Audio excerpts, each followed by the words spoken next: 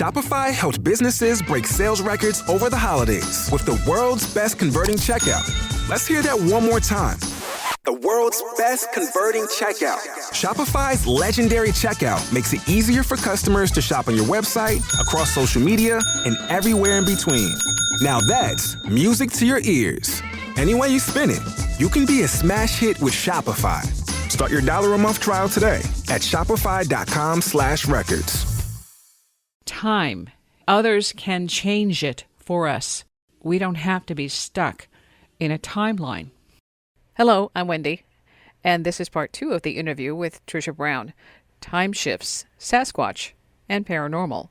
I was told that Andy and I would experience a different timeline, an altered state, told to look for cues and signs. So I would see different images, like in the daily newspaper. I would see an image. Do not telegraph. In other words, I would experience things that if I responded or told people, oh, this is different, I don't normally experience this, then I would stick the timeline. It would stick whatever was happening, and I wouldn't get to experience the whole spectrum. So in one instance, we were in a car going from one area of the metro to the other. There were no colors on the cars. They were either white, gray, silver, black, no colors. And that isn't normal. I remember you talking about this before. That's not normal. And so when you're lucky to be able to have these experiences with him, your husband. Thank you. Yeah.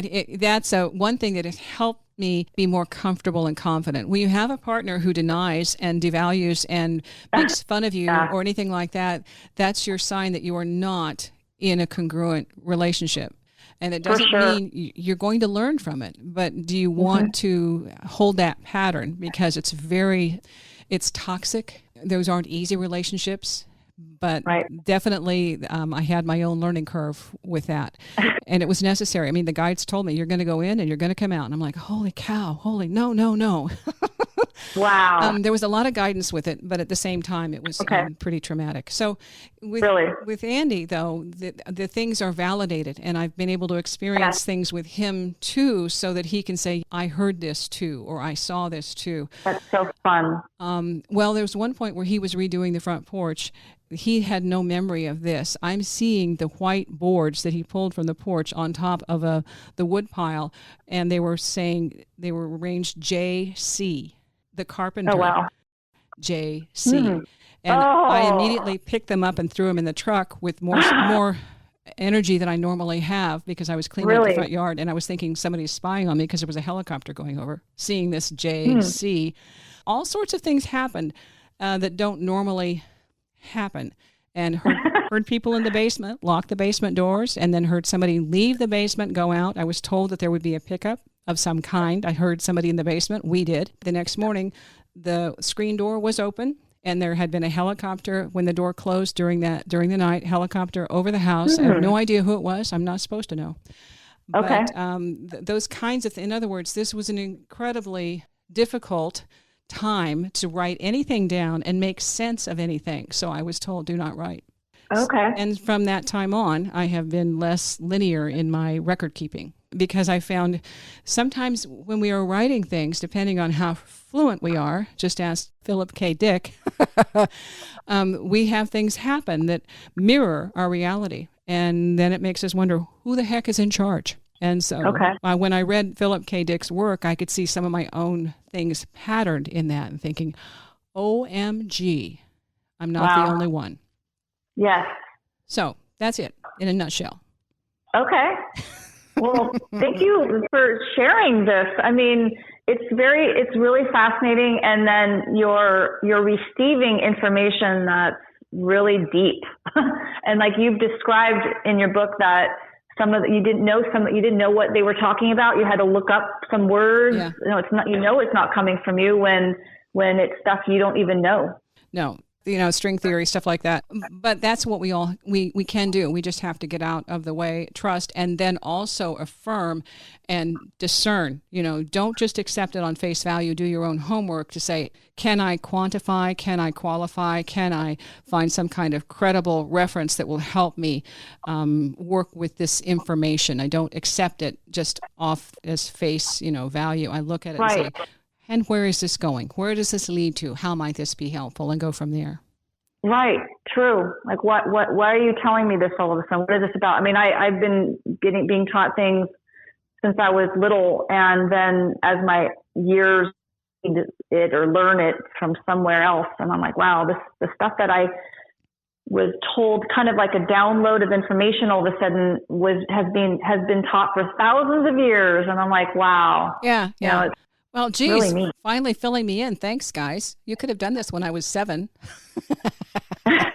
Well, I think it's amazing, though, as a 7-year-old, that you all of a sudden like have these awarenesses that, you know, are not the usual 7-year-old thing to be thinking about, you know? Yeah. Well, you know, your stuff, when you're talking about the things that you have learned, there's also a progression. And I remember when you said you wanted to go out to the area where they were doing Bigfoot research and saying that, you know, you were drawn there because of that, you know, just being curious.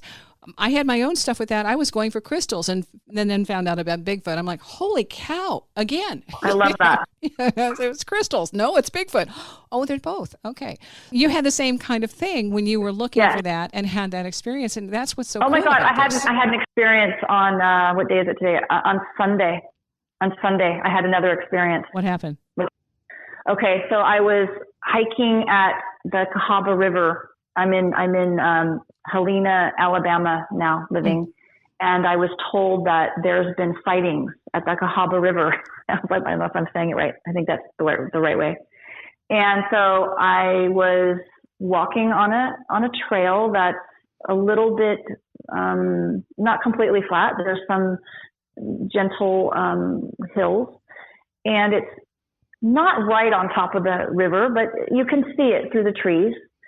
And I had my dog with me, and she walks super slow. So I usually am walking ahead of her, and my parrot, Manny, is on my shoulder. And this area of the fort, really tall trees, and not just pine trees, all sorts of different, I don't know the names of them, but just really tall trees. And all of a sudden I heard something falling and then landing with a hard thud on the ground off trail, kind of closer to where my dog was, but not like right next to her, but not far.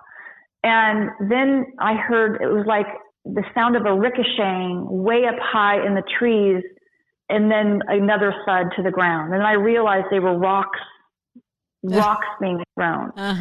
And so my inner eyes or my inner senses were like thinking that they were being thrown from a very far place, like maybe on the other side of the river, knew that I was there, knew that I was interested in wanting to, you know, continue my knowing them and letting me know we're right over here, you know, by throwing the rock. Yeah.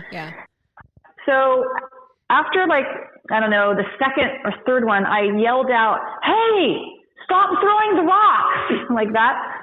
And then it stopped. And then I thought, wait a second. Okay.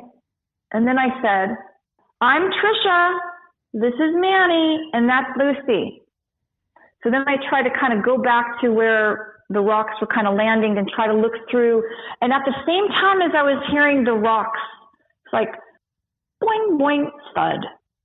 Boing, boing against the trees, thud. I was looking through the trees at the river and trying to see through the trees and see if I could see anything.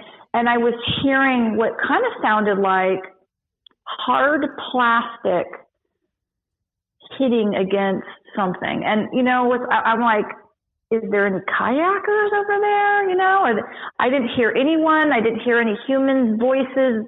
And this was like a completely isolated trail. I mean, I had already passed some mountain bikers. Yeah. So I thought it was very interesting that this was happening like around others. So I think that they were letting me know that they were just there. Yeah. And, you know, so that happened on Sunday. I was like, wow, okay, yay, it's continuing. It's exciting. Now I know where they are. Okay. The cool thing is they don't have to be there. They can connect with you anywhere. I know. Oh, yeah. That's true. So once you've opened that door, then that connection is available. It's just a matter of how deep you want to go with it. I totally agree. And, you know, one of our talks, you mentioned when I was talking about how that we teleported, which is so weird to say. But you mentioned how, my interest in them and wanting to know them, and that, me having that experience to show me that this is a way that they possibly travel, or me seeing what their experience is like through having that experience. Do you know what I mean? Yeah. Yeah. So, we are so caught up in this is the way we see the world. When we step back and understand that our pets see the world in a different way, and animals, birds, dogs, rats, the whole 9 yards, if we give ourselves permission to have a different viewpoint, a different worldview, then again, we can expand our horizons, our awareness. That's the shamanic thing of, putting yourself in a bird and flying over the sea. Oh, I do that. Yes. Oh my God, it's fun. Yeah. And, just out of body, whatever, but knowing that there are other ways for us to interact and engage our reality. And it's up to us basically to keep a frame of reference so that when we need to come back to center, we can immediately. And, that's a self-preservation issue. Knowing that this stuff is a lot easier to access when you've had that first experience, and realize that our mind needs a little bit more exercise so that we can understand just how many assets, how many talents that we already have that we just haven't bothered to check out or exercise. Yes, right. And then knowing, that our physical eyes are only able to see what we can see due to us being human, and being open to that there could be something right next to us that if we then heighten our inner senses, then we can see and hear and communicate with, because it's beyond the 5 physical senses. And then you can have a lot of fun with realizing that there's a lot of mystical, fun, wonderful, euphoric experiences to be had by these amazing forest beings, or the elementals, or archangels, or angels, or spirit guides, the helping spirits of the world, and all of that. You've talked about this rock that you said was shaped like a foot. Oh yeah. Have you shown a picture of it on your blog? I have a picture somewhere. I can repost it again. It's one of those things when I was up at the place they called the nursery. You went there, Board Camp Crystal. Yes. They took me through the nursery, and telepathically I was told to tread lightly, watch my step. Tricia Brown is my interviewer. Back in a few. This is Wendy's Coffee House. Telepathically, I was told to tread lightly. The Sasquatch stuff is fascinating to me because there's no one size fits all. Each of us encounters this in our own way. As I was following behind Orville, I tried to follow the exact same path he laid out, because to me, they were saying this was a sacred space, and to be cautious and careful and respectful. Oh, wow. And so I put my feet right where he was, so I didn't step out of bounds. When I got done with that, then they said, now pick up a rock. I'm like, no, I'm not taking a rock from this. No. I'm that same way. Yeah. I'm like, that's not for me. That's not mine. Yeah. And so again, though, it was a second, no, pick up a rock, I'm like, no. So third time's a charm. I'm continuing to walk, and I thought, okay, fine, if you insist. And it was a way, what I was given was, it was a thank you for respecting and following the instruction, because I let them know I heard it, I followed the instruction, and then I was very hesitant to take anything. I love it. But it was a gift. And so when I picked up this rock, which just looked like a little, kind of a sandstone colored rock, I pick it up, I turn it over, and it has crystals all along the bottom. Only when I got home did I realize it's the shape of a foot. And then I also have another rock that I picked up that's the shape of the other foot. And so, so it's just the outline, where you can see this is a foot shape. And it's like, oh my gosh. But that was a thank you. And I, again, it wasn't my intention. I just listened. And when I finally, that third time's a charm, it was like, that was the perfect rock. Almost like they knew when I was going to pick it up, or it was there when I decided to pick it up. Yeah, that's when you start wondering how much of this is my mind. Exactly. And how do they know? Yeah. But so I've got the rock. And plus, I got an extraordinary crystal that I use for healing work, and that Orwell found and said, hey, this is yours. And I'm like, wow. Oh. Did he dig in the ground for you? Yeah. Yeah. Yeah, he was like digging in the ground for me, like way down in there. At first I was like, hey, I want to do this. I came all the way here. And then I thought, you know what? Never mind, you do it. You're right. Well, and I did too. I thought, but at the same time, and he looked at it, he picked this rock up and he says, wow, this is yours. And because it's a decent size crystal, and wow, because I wasn't expecting him to give me any crystals. I thought he was digging for himself, and but no, he said no. He says this isn't mine. This is yours. And but we had a paranormal experience there too. We stayed overnight in the little one of the houses at that point that they. No way. Yeah, we stayed overnight the night before. What happened was there was a little book stand in that room, and Andy saw it at this place. I saw it at this place. We had to walk around it. The next morning, it was not there. And we're both going, what happened to did somebody come in the room and move it? But it was in a different spot. We both remembered it because we had to walk around it. And then it wasn't there. And they had that log that appeared in the tree the night before we came. This huge, like a 2 foot in diameter, 3 foot in diameter log that had been thrown up into the tree about 18 feet up. And they said, oh, this was put here overnight. Wow. Welcome. Yeah. Yes. So stuff happens. Mind-boggling. Yeah. Yeah. But that's the whole point. And like you said, there are things happening around us all the time. One of the best pieces of advice I got was just when you open your eyes and you see stuff that you don't expect, don't be afraid. It's been here all along. You just had your eyes shut. Yes.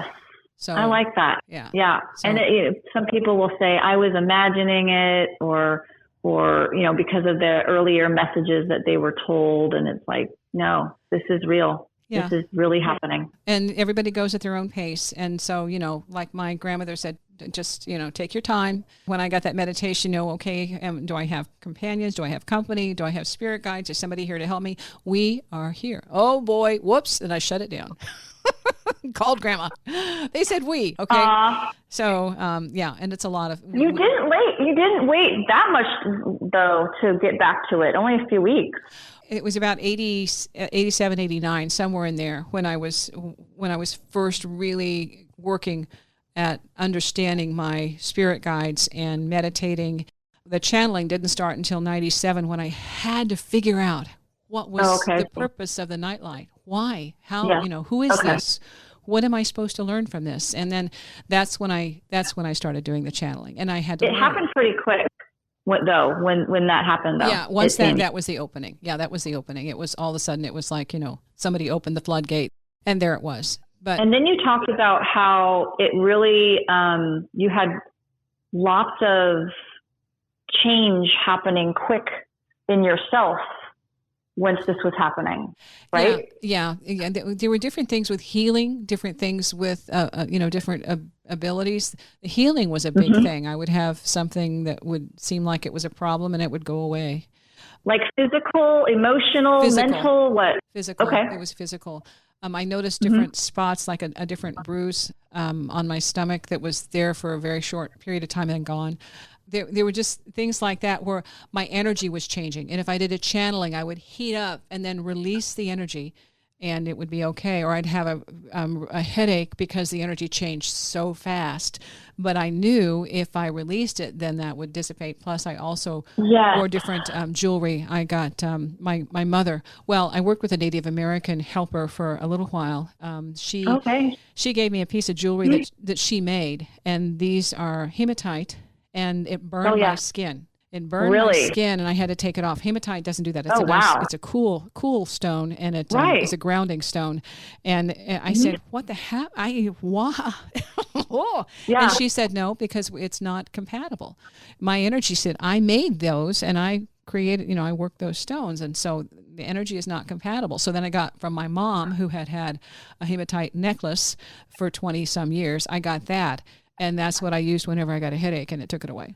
So, so I learned, how to use using different crystals and stones to help me with an energy, either, under where I need tired or refreshed, or over where I'm hyper wired and headache and just too jazzed, too buzzed. And wound up. Yeah, so those, but that all happened so quickly, and I went through it so fast. Just all different levels of working with, working with tarot, working with, also working with runes, and I did raku to help get my hands in the clay to help me, again, burn through some of this energy and ground myself at the same time.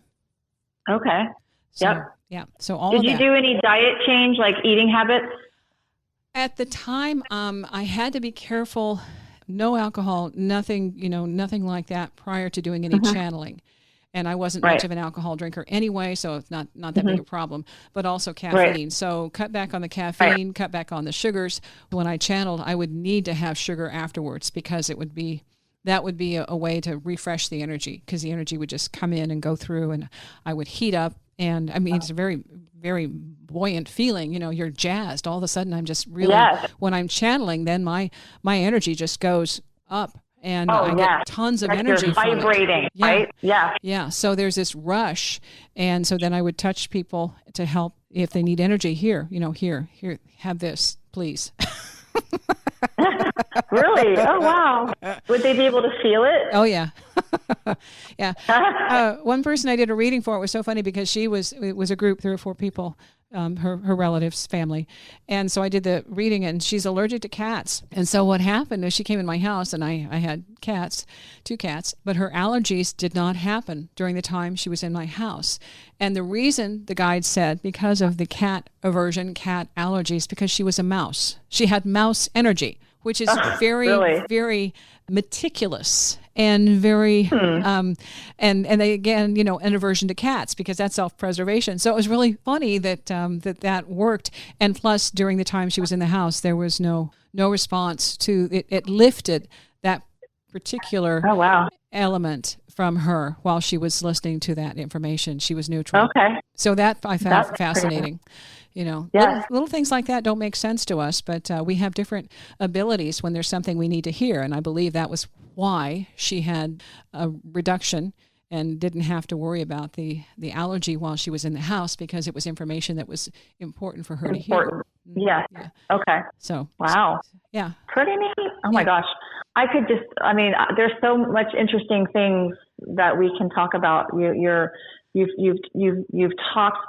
been able to be these opportunities to interview so many amazing people, and then here's your chance to really get a chance to really talk about your life experiences. And I'm excited for you to continue. I've already been talking to some of my Bigfoot friends, some people that I've been on podcasts with, and say, I'd love for you to interview Wendy because she's got some really cool stuff to share. And they're like, okay, so if you're open, you can start sharing more and more if you'd like. Hey, thank you. Thank you. In so many ways, I let the book do my talking for me because I really enjoy talking with other people too. Andrew Collins was somebody I interviewed just recently, and there's so much information out that I think we have an opportunity while we're here to make these connections, and it's like breadcrumbs. Every single one leads to another track on the journey. I enjoy making those connections, and with my stuff, it's just, there's novelty. The Nightlight's with me 24/7, and so that's kind of my fuel, is that even if it weren't going to be here, I have the connection. But the fact that it is here and the lights do what they do for me, it's just like, wow, it's just so trippy. Yeah. It's just, there's just this constant buzz of, I look to see it. Yep, it's still blinking. Yep. And it's been, in December, it's 25 years. Oh, that's so wonderful. Yeah. Not anything that most people are going to go, wow, earth shattering. But for me, it's a little touch of wonder, and I'm grateful. This is really cool. I agree. Same. So, it is. Every day you get to have that connection to the mystical, and they probably don't think it's that big of a deal because it is what it is.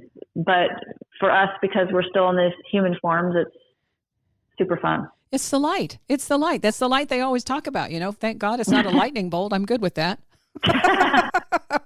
I appreciate that you asked me to talk about the book. There's so much more that we can talk about with this because you've had some interesting experiences as well. I love to share this stuff, and it's so fun to have, a conversation with someone that is also in like a higher vibration, because I feel like it's good for both of us because we're feeding off of each other in good ways. It reminds me that it isn't just me out here on my own, the Lone Ranger. Okay. Yes. I don't have to push it. I don't have to justify it. I can just say, hey, this is what happened. And same with you. Yep. Well, we need to talk about more about just, some of the other experiences you've had with the ghosts. And we didn't get into the Warren stuff. Well, you know what? Yesterday I went to a place called Moundville Archaeological Park in Moundville, Alabama, and it's considered one of the most significant finds of a civilization in North America. So I was only there for a couple hours yesterday, but it's about an hour away, so I plan on going back there a lot. So I'm curious to see if anyone wants to teach me while I'm there. Let me know or whatever. Yeah, I'll let you know. Okay, yeah, because there would be some definite residual energy there waiting for somebody to show up who says, hey, I'm here. What you got to say? Yes. Oh, my gosh. And there's a camping there. So I'm going to camp, and then I'll get a chance to really explore at night when normally no one's there, like walk around and ride my bike around with Manny and Lucy and have some fun. With the crew. Yeah. For people who are following along, I know you're on Facebook. Do you do any other social media? Facebook, you can find, I think you can look up Tricia Brown, Tricia Brown, Brown. And I think after that I have it Free Spirit. Or you can look me up in Helena, Alabama. And then I also have my Exploring the Paranormal with Tricia Brown, my YouTube channel that I put videos. And I'm going to do a new one and talk about the new rock throwing experience. Excellent. And if people are into those Bigfoot experiences, and if they like hearing them, I definitely have some of my own, and it's fun to share, so you can find me there. Those are my, really, so far, I keep getting told more and more, you got to get your website back up. So that's going to be happening. Thank you so much for this. This has been fun. We'll stay in touch. Let's do some more talking, because I want to follow up on your mound stuff and see what else Sasquatch has to say to you. Okay. Tricia Brown has her own YouTube channel. You can check that out. I've got the links in the description for the show. I have a blog, Wendy's Coffee House, Talking to Nightlights on WordPress. Thanks for listening.